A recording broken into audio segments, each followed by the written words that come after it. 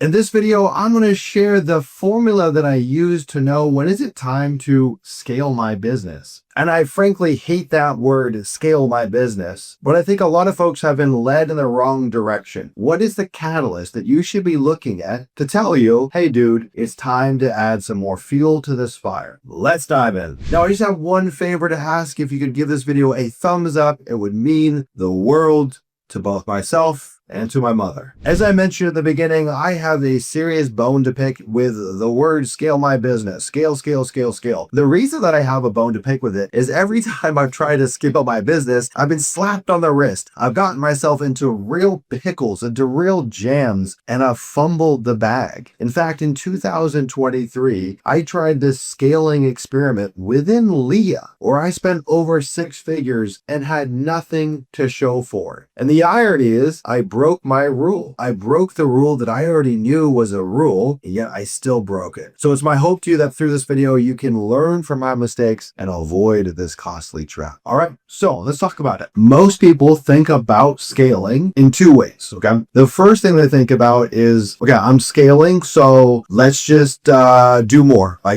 whatever it is. Like, we've got a sales team, I hire more salespeople. We're doing direct mail, send more direct mail. So we were gonna do 10,000 last month, let's scale. We're gonna do 20,000 this month. So fill in the blank, whatever the activity is, let's do more of it. They also often fall for the trap of, okay, we're doing direct mail, I'm scaling, so we're gonna do cold calling, we're gonna do cold texting, we're gonna do RVMs. Let's get that going, boys. Also, very dangerous. The secret to scaling, especially in a land business, is that we scale through ROAS, we scale through cash flow, and we scale through data. What do I mean by that? Well, the first thing is, I don't think you should ever try to push the envelope until the ROAS for whatever it is you're doing, we're going to use direct mail, for example, here, has proven itself to work. So if I'm sending out 5,000 mailers right now and it's not working very well, or maybe it's not working at all, the last thing that you should do is send more mail, as in trying to scale that number. Sure, still send mail, like you still have to get mail out the door, but don't do more of it. And what happens is someone watches an Instagram reel and they look at Grant Cardone and he says, 10x what you're doing. They say, hell yeah, I'm 10xing this, boy. And it's almost always a bad idea. So we scale off of ROAS, or positive performance, as in I'm sending 5,000 mailers a month, and for the last quarter, the last 6 months, last 12 months, I've averaged a 15x ROAS.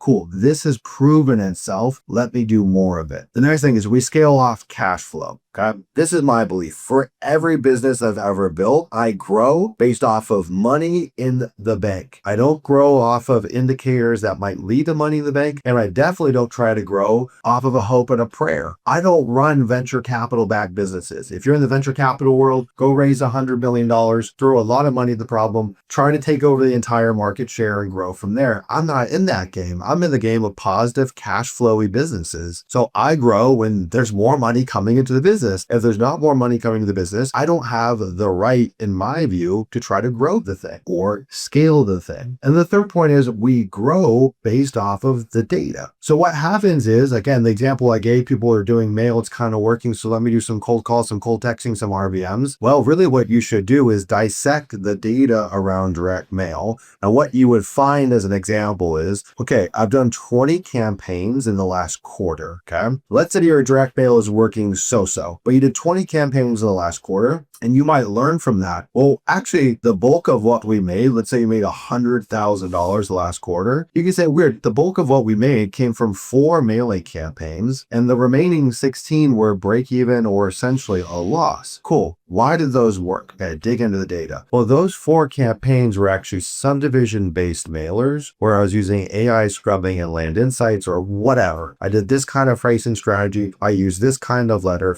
I did first-class mail. What is the data telling us? Cool. Then do more of specifically that thing. Don't do more of what your gut is telling you, or what some guy on Instagram told you, or what you watched a YouTube video and someone's crushing it with texting, so you gotta add texting now. If you're running a land business currently, you have gold sitting under your nose and you don't even realize it. You see, the game of business was really taught to me, or really reinforced into me by a guy named Rick Enrico. And I used to sit with him during the weekends while he was building his agency that went on to do 8 figures. And really all this guy did was just looking at massive data sets, Excel sheet after Excel sheet after Excel sheet. And he monitored this data like a hawk, but he also made decisions off of that data. This is the first business owner that I saw that was not doing things based off of gut instinct or I joined this mastermind and this guy told me I got to do RVMs. No, he was looking at the data. He says, we've got a bunch of inputs going out. Let me glean what is working and stop what is not working. And business really is that simple. If you've got data sets coming back to you, interpret them, understand them, get intimate with them, view them, experience them, sit with them, learn from them, and they're going to teach you something. There's a lesson buried within every data set. And so if you're running a business right now where you're taking shots on goal, you've got the luxury of data that no one else has. Now, the cool thing is our data will all look a little bit different because we all have our own strengths and weaknesses, right? You might be really good at doing polygon-based mailers, and I might be really good at subdivisions or fill in the blank. And so it's not necessarily about what some other guy or girl is doing that's working for them. It's about what is working within your data. Even if the macro of your business isn't working very well, somewhere in the micro, something really is working, and you should do more of that. And that is my 3-part framework for thinking about growth.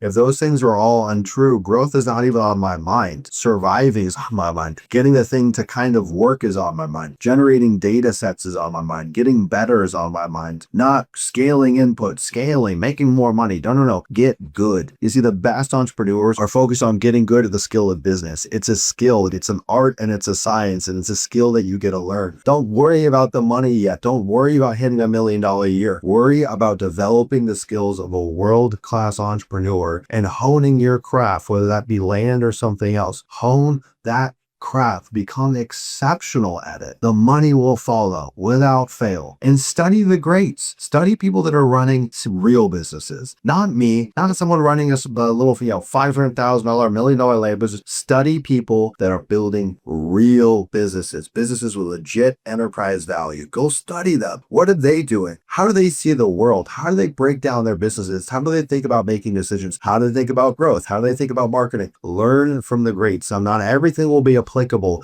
but I promise you, you will adopt an entirely new worldview for how you approach your own business. Now, this has helped me immensely. Maybe this is gobbledygook and garbage to you. I don't know. A word otherwise might be sufficient, but maybe what I'm saying is just my own experience. I understand that very well could be true. This is not to be taken as gospel. This is purely anecdotes. Take from it what you will. If you did enjoy this video, give it a thumbs up and drop a comment down below for my mother. Bye.